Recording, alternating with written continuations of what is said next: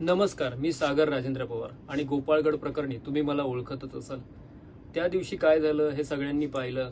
काही जणांनी त्याचा वेगळा अर्थ घेतला, काही जणांनी वेगळा अर्थ घेतला.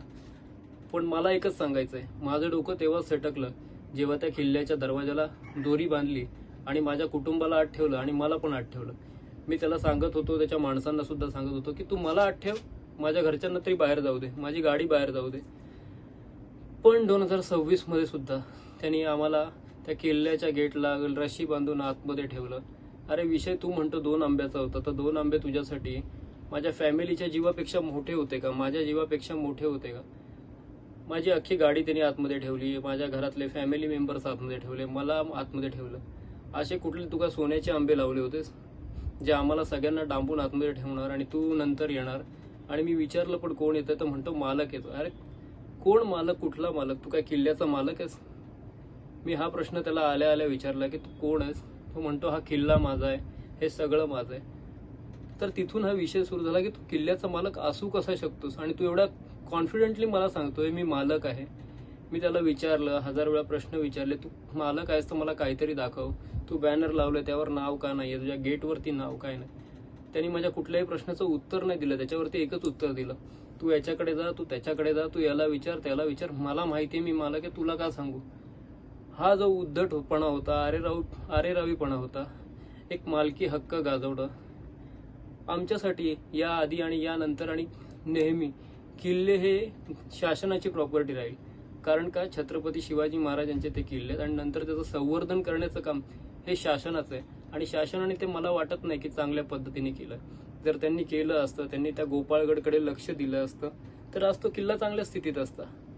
आज मी तिथे कसा गेलो? कदाचित ते देवाच्या मनात असेल किंवा कसलं माझ्या हातून काम घडावं अशी एखादी लिखित असेल म्हणून मी तिथे गेलो. जर मी तिथे गेलोच नसतो तर आजही कोणाला कळलं नसतं की ते कुठेतरी गोपाळगड आहे गुहागरमध्ये, अंजनवेलमध्ये, आणि तिथे इम्तियाज मनियार नावाचा माणूस आहे जो त्याच्यावरती हक्क गाजवतोय, हक्क दाखवतोय, तिकडच्या गावातल्या लोकांना त्रास देतोय. आणि काही असे ठराविक टाळके असा ग्रुप बनून त्या गावातल्या लोकांना त्रास देत आहे त्या इम्तियाज सोबत मिळून. तर ह्या सगळ्या गोष्टी उघडच झाल्या नसत्या. मी स्वतःला एक प्रकारे भाग्यवान मानतो की ही गोष्ट माझ्यासोबत होते. आता मी जेव्हा व्हिडिओ टाकतो, व्हिडिओ खालचे कमेंट्स वाचतो आणि लोकांच्या प्रतिक्रिया ऐकतो.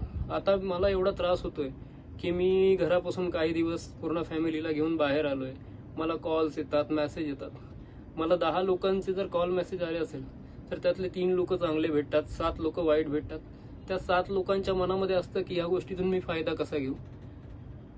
तर मला या सगळ्यामध्ये कुठल्या गोष्टीचा फायदा घ्यायचा नाही.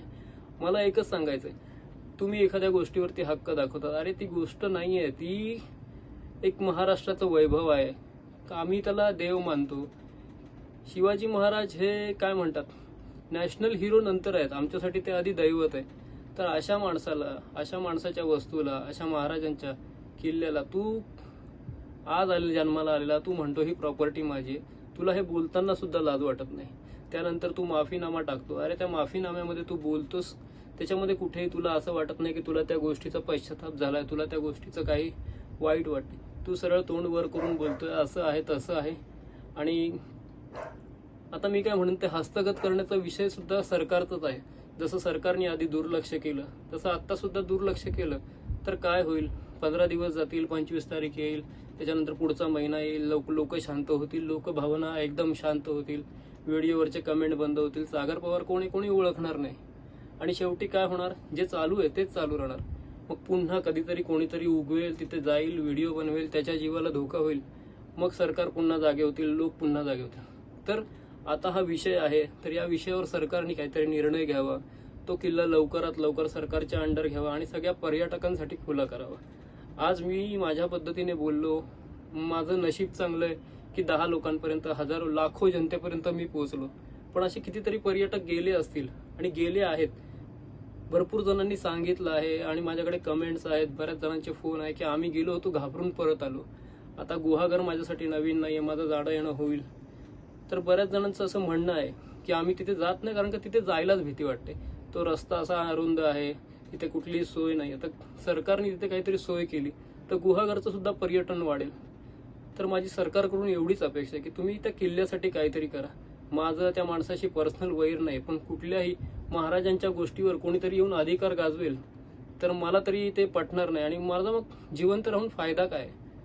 अरे आयुष्यात कोणी येईल, असे एवढे किल्ले तुम्ही बळकवले तर आता काय होणार?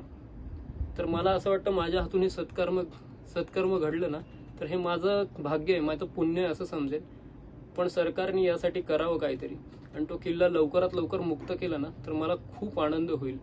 माझी सरकारकडून अपेक्षा आहे अशी की त्यांनी लवकरात लवकर निर्णय घ्यावा.